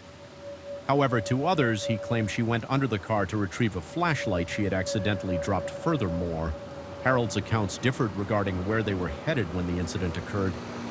In some cases, he claimed they were about to head out for dinner, while in others, he stated that they had already eaten and were on their way home. Over the years, the private investigator discovered that Harold had also told different stories regarding Lynn's death. Harold told one person that the trunk of the car fell on Lynn's neck, breaking it and killing her, and told people at his church his first wife died of cancer. One of the detectives approached one of Harold's first wives, Lynn's best friends, with a proposition. They asked if she would be willing to wear a wire and approach Harold to obtain incriminating information.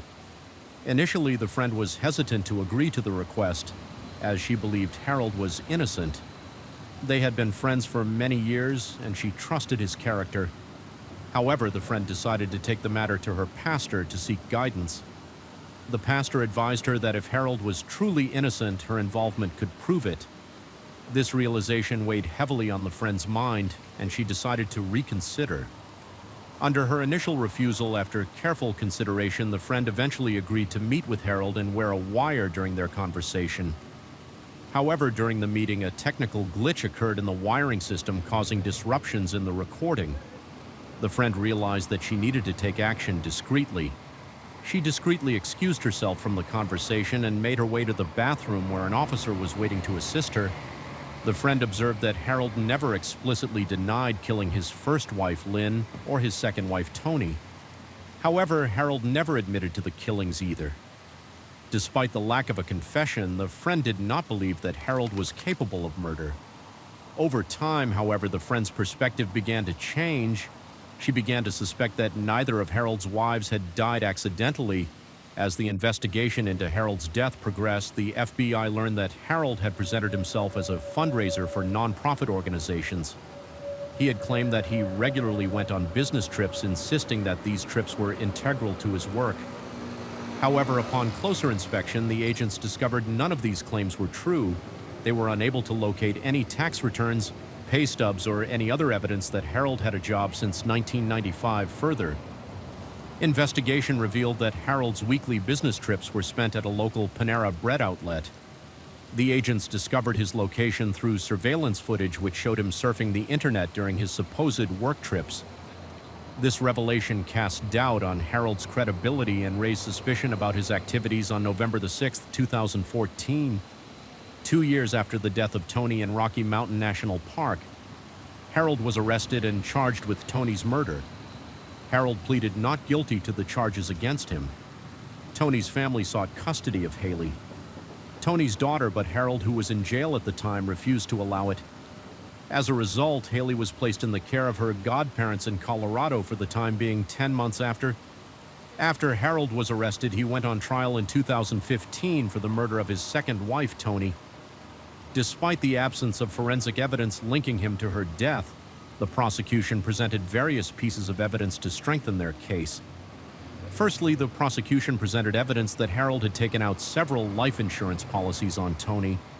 This, they argued, suggested premeditation on his part, as he had planned to kill his wife and profit from her death. Furthermore, the prosecution presented evidence of pings in the area several weeks prior to Tony's death. These pings suggested that Harold was actively seeking a location where he could carry out his sinister plan without attracting attention. Additionally, the prosecution presented a map found in Harold's car marked with a giant X on the spot where Tony fell from the cliff. This, they claimed, further solidified their theory that Harold had selected this location in order to carry out his nefarious plan. However, the most compelling evidence presented by the prosecution was the death of Harold's first wife, Lynn, and the suspicions surrounding it, the similarities between Lynn's death and Tony's. According to prosecution were striking, the jury believed that Harold exhibited a pattern of behavior that led them to convict him after a 10-day trial. The jury retired for deliberation.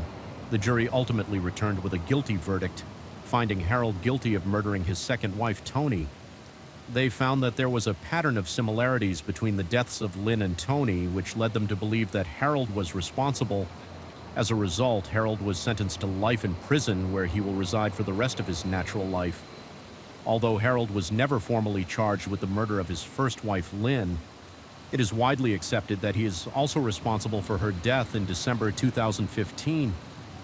Tony's oldest brother was granted custody of her and Harold's daughter, Haley. In 2023, Harold Henthorn appealed his conviction, but it was ultimately dismissed. Additionally, he filed a motion for post-conviction relief alleging ineffective assistance by his defense attorney. Harold contended that his attorney's performance during the trial failed to meet constitutional standards. He argued that his defense attorney did not prepare an adequate defense for him. However, Harold's request for relief was also denied. Despite his claim of inadequate representation, the court determined that his defense attorney had provided an adequate defense meeting. The constitutional standards required for a fair trial. Harold's story is a stark reminder of the dangers posed by people whom society label as charming, or grooming his ability to charm and deceive those around him highlights the importance of being vigilant and suspicious. When dating or entering into a relationship with someone, this case serves as a cautionary tale for individuals who find themselves in similar situations. It encourages them to exercise caution and seek support from trusted individuals. Harold Henthorn's chilling story reminds us of the consequences of falling victim to manipulation and the destructive power of greed. Story 6, Mike Williams. Disappearance on Lake Seol left the nation in shock and bewilderment. The mysterious circumstances surrounding his disappearance had remained unsolved for years, leaving no clues or leads as to what had happened with no leads or clues. The case seemed destined to remain unsolved indefinitely. However, the truth was finally revealed in a shocking turn of events, leaving everyone in disbelief. Mike Williams was a man who was full of life and destined for great things. Born Jerry Michael Williams, but known as Michael or Mike, he grew up north of Tallahassee, Florida. His parents sacrificed a great deal to ensure that he and his brother had the opportunity to attend North Florida Christian High School, an elite private school. While in high school, Mike flourished. He was actively involved in the and played football. During this time, Mike developed a deep passion for duck hunting through this interest. He met his lifelong best friend, Brian Winchester. Another person who entered Mike's life in high school was Denise Morell. Denise would tell people she knew she wanted to marry him from the moment they met. Their relationship blossomed and they became inseparable. After graduating high school, Mike continued his education at Florida State University, where he majored in political science and urban planning. Despite his academic pursuits, Mike always made time for Denise. Their love for each other only grew stronger with each passing day. Mike embarked on a successful professional journey. An appraisal group hired him as a property appraiser. The company's owners praised Mike for his hard work and dedication, stating he was the hardest working man they had ever met on December the 17th, 1994.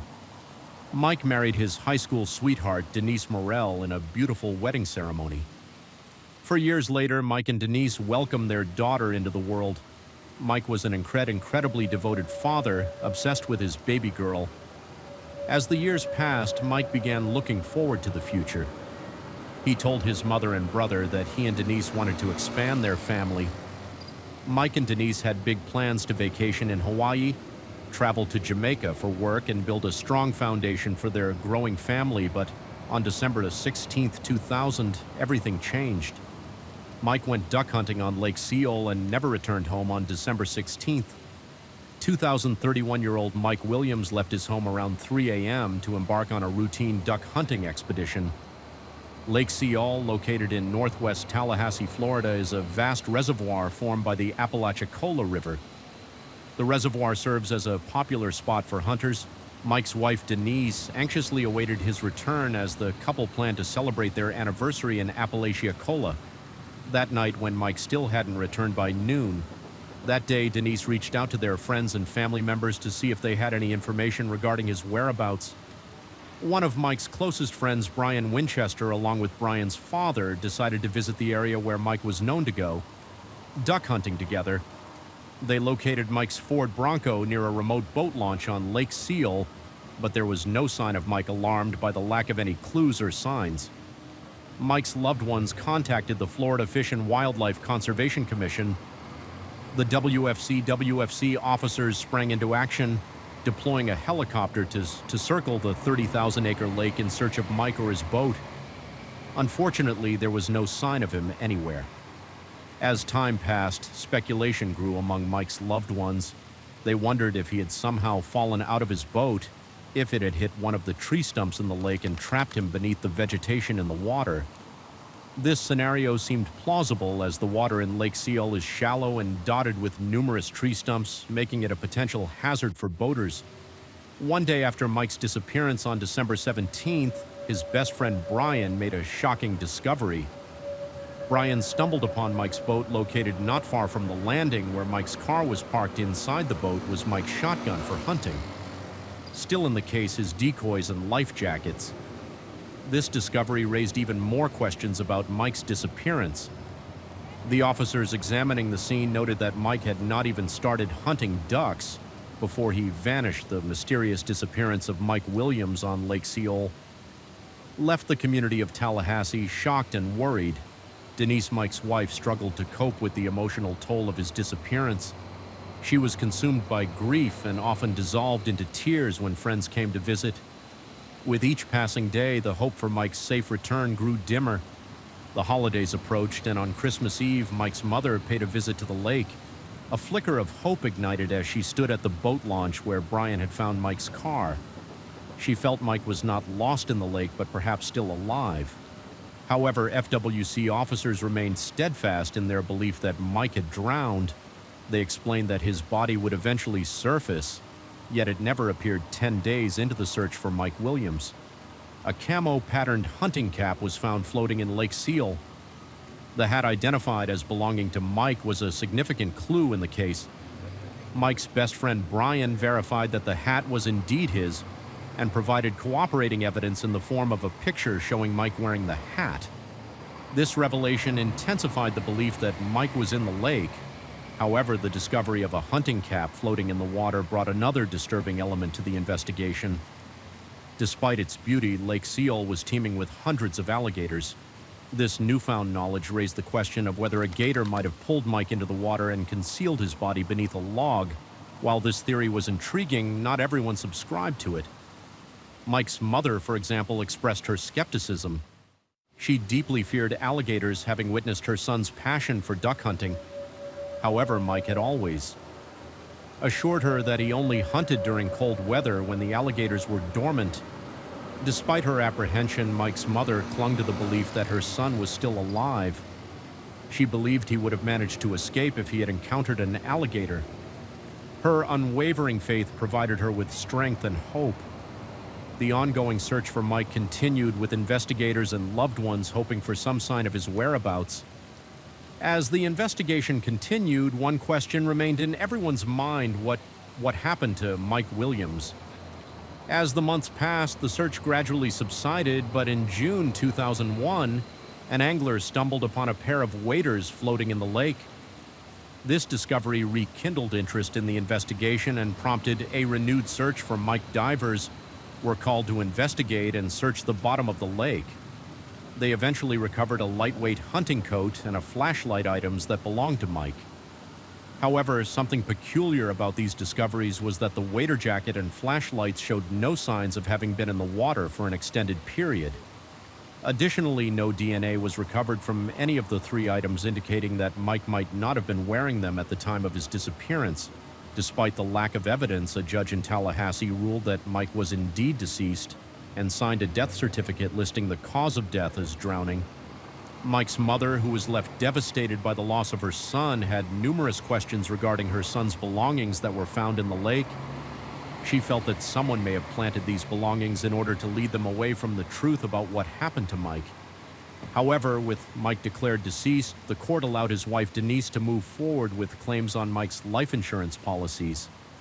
As a result, Denise received a hefty payout of over $1 million. While everyone else seemed to accept the narrative that Mike had drowned in the lake, his mother refused to believe that this was the case. She was determined to find answers and uncover the truth regarding her son's disappearance. Mike's mother took proactive measures in her search, including posting missing persons flyers of Mike all over Tallahassee, paying for billboards to advertise his disappearance, and carrying around a picket sign with the message, "My son is missing, please help me find him." Despite her efforts, Mike's mother encountered resistance from various authorities.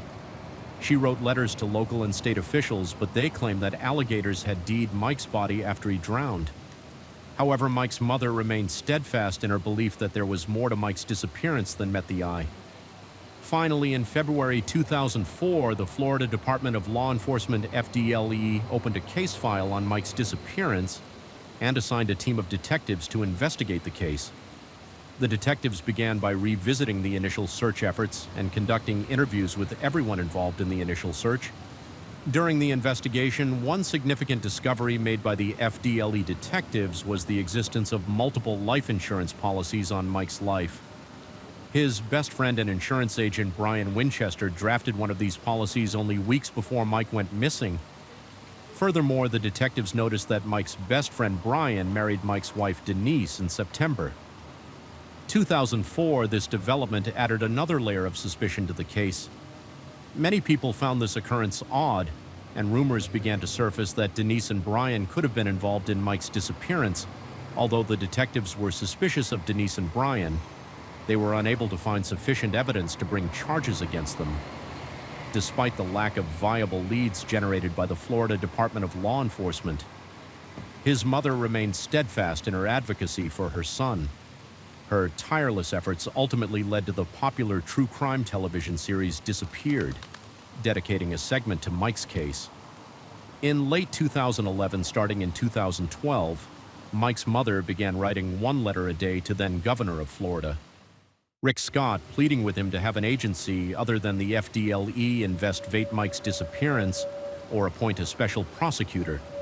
A special prosecutor is an individual or entity appointed to investigate and prosecute a specific case or cases, usually when a conflict of interest arises within the regular prosecutor's office. Mike's mother later detailed her concerns regarding the FD's handling of the case and highlighted the need for fresh eyes to uncover the truth. Despite sending nearly 200 letters, Mike's mother never received a response from the office. She later discovered that all the letters she had sent had been forwarded to the FDLE headquarters, where they remained unopened. This discovery enraged Mike's mother, as she felt that no one was taking her concerns seriously or showing any interest in finding her son. In 2011, another lead emerged in the search for Mike Williams. A self-proclaimed psychic and certified forensic psychological profiler reviewed the case and identified a potential location of Mike's body. She gave investigators the coordinates of another boat launch in Wakulla County. Cadav dogs sniffed the area, but no evidence was found. Despite the lack of evidence, the psychic believed they were moving in the right direction. According to state officials, in 2011, the psychic did not find any additional evidence that warranted a further investigation. However, in 2012, Mike's widow, Denise, separated from her then-husband, Mike's best friend, Brian Winchester, as Denise, and Brian's marriage crumbled. A long-held secret unraveled. She shedding light on what happened to Mike on Lake Seol. Nearly a decade earlier, Denise filed for divorce from Brian in 2015. The divorce proceedings were difficult, with Denise and Brian expressing frustration and disappointment. However, it was Brian's addiction to sex that ultimately led to the dissolution of their marriage. She said she could no longer tolerate the constant infidelity and sought a divorce to put an end to the turmoil. In August 2016, a full year after filing for divorce, Brian took matters into his own hands. Denise was unaware that Brian had followed her as she drove to work at Florida State University. While on the phone with her sister, Denise caught sight of Brian climbing over the back seat of her car. Panic ensued as she realized she was being kidnapped without hesitation. Brian took Denise's phone and ordered her to drive. Denise initially hesitated, not wanting to comply with his demands. However, when Brian brandished a firearm, she quickly realized that she had little option but to drive. Denise complied with the instructions, hoping that the situation would resolve itself. According to Denise, Brian justified his actions by stating he had no choice. He explained that she had ignored his calls and text messages, forcing him to resort to drastic measures as they continued their journey. Brian directed Denise to drive somewhere else. However, instead of following his usual demands, Denise decided to take matters into her own hands. She pulled into a pharmacy parking lot, knowing it was safe and public. Inside the parking lot, Denise and Brian engaged in a tense conversation. Brian expressed his hopelessness and despair, stating he had nothing to live for. If he divorced, he assured Denise that he didn't want to hurt her in any way. Denise listened carefully to Brian's words, trying to console him and understand his state of mind. She assured him that she cared about him and wanted to help him in any way she could. As the conversation continued and Brian calmed down, Denise agreed to drive to where he had left his truck at a nearby park. Upon leaving Denise's car, Brian took a tan sheet, a plastic covering, a spray bleach bottle, and various tools from Denise's vehicle. Despite Brian's claim that he did not intend to harm Denise, Denise felt that he had a different plan in mind for her. Although Denise promised Brian she would not go to the police. As soon as he was no longer in her sight, she immediately drove to the sheriff's department. Brian was subsequently arrested and charged with kidnapping, armed burglary, and domestic assault.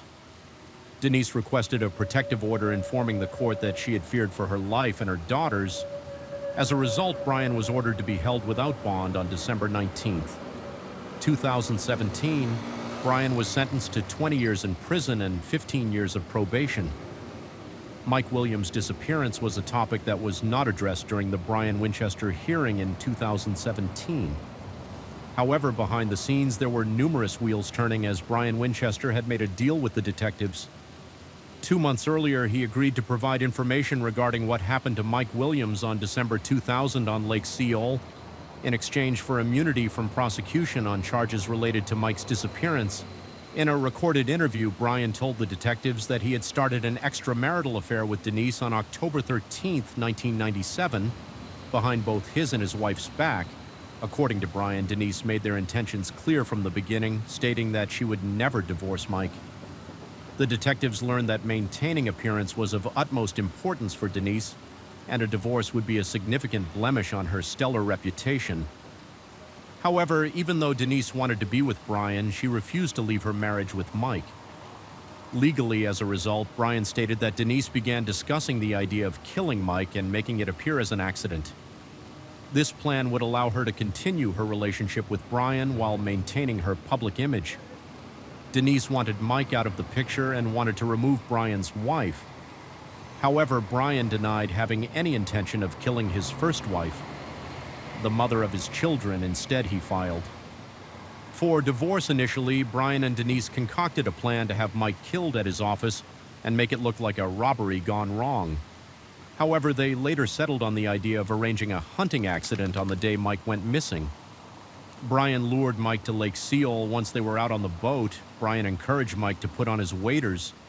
According to Brian, what happened next was a panicked situation as Mike struggled in the water, attempting to pull himself up onto a tree stump. Brian said he and Mike were in a frenzy. Mike desperately clung to the tree stump, fighting for his life. In a moment of desperation, Brian took Mike's shotgun and shot Mike in the face because Brian killed Mike by a gunshot, not drowning as Brian had planned to kill him. There was no way for Brian to pass Mike's death off as an accident. Brian dragged Mike's body back into the boat. He then loaded Mike's body into his truck and drove to a remote location near a rural lake in Lyon County and buried him there. Brian claimed that they had slowed down their affair to avoid raising suspicion. He explained that the reason for his recent imprisonment on kidnapping charges was that he was fearful of Denise disclosing the truth regarding Mike's disappearance. After the divorce crime scene, investigators went out to the spot where Brian indicated he buried Mike's body and found human remains that they matched to Mike Williams with the help of forensic evidence. Investigators were able to confirm that the remains belonged to Mike Williams. This breakthrough in the case provided the family with some closure, as they now knew that Mike was no longer missing, but he had been tragically killed when Mike's mother found out the truth about what happened to her son. She was stunned to learn that his wife and best friend had had him killed. On May 8, 2018, Denise was arrested while leaving her work after the discovery of Mike's body. She was subsequently charged with first-degree murder and conspiracy to commit murder. Denise pleaded not guilty to the charges. Her trial began on December 10, 2018, and the star witness testifying against her was her ex-husband, Brian Winchester. During Brian's testimony, he spoke in detail about an incident that occurred at the lake where Mike was clinging onto a stump before he was shot and killed. This revelation came as a shock to Mike's mother, who had never heard those details before. It was especially difficult for her to know that her son was in the middle of a freezing lake screaming for help and that she couldn't have been there to help him. This information was something she struggled to live with. Denise's trial lasted for 4 days, and the jury deliberated for 8 hours before finding Denise guilty of all charges. The judge sentenced Denise to life in prison after being convicted of committing murder. 5 months after her conviction, Denise's assets from Mike's estate were awarded to her and Mike's daughter to escape prosecution on 3 counts of insurance fraud. Denise agreed to sign them over to her daughter. However, as part of the deal, Mike and Denise's daughter had to agree not to use any of the money on Denise's legal fees. If her daughter failed to comply with this condition, she would have to repay the state $150,000 in January 2020. Denise appealed for her conviction and sentence. Her attorney argued that the Florida First District Court of Appeal should overturn the conviction because there was insufficient evidence to prove her involvement in the murder of her first husband. Several months later in November, the court overturned Denise's conviction for murder, but the conspiracy to commit murder charge remained. Denise remains in prison at the Florida Women's Reception Center, while Brian Winchester is serving his kidnapping sentence at the Wakulla Correctional Institution since Mike Williams was murdered in 2000. His mother has not had any contact with her granddaughter. However, Denise has made her intentions clear to Mike's mother. She has told her that if she tried to open a criminal investigation into Mike's disappearance, she would never see her granddaughter again in an episode of Cold Case Files. In 2023, Mike's mother expressed her desire to see her granddaughter and tell her how amazing her son was and how much he loved her. However, according to sources, the two are still estranged. The reasons behind this estrangement remain unclear, but it is unfortunate that they have been unable to reconcile. The disappearance of Mike Williams on Lake Seal was a tragic story of love and betrayal, but also a testament to the unwavering faith of his mother. Despite years of searching and countless setbacks, she never gave up hope that her son was still alive. Her determination and steadfast faith serve as a powerful reminder of the enduring bond between a mother and her child. Mike's case remains a chilling reminder of the dangers of love gone wrong and the lengths of mother. We'll go to keep the hope of finding her child alive as the rain gently falls and the night grows deeper. Thank you for joining me here at Sherlock Holmes. True crime stories remind us of life's mysteries and the importance of staying aware, even as we seek comfort in the quiet of the night. If you've enjoyed tonight's tale, don't forget to like, share, and subscribe. Let the rain carry you to a peaceful sleep. And until we meet again, stay safe, stay curious, and let the night watch over you.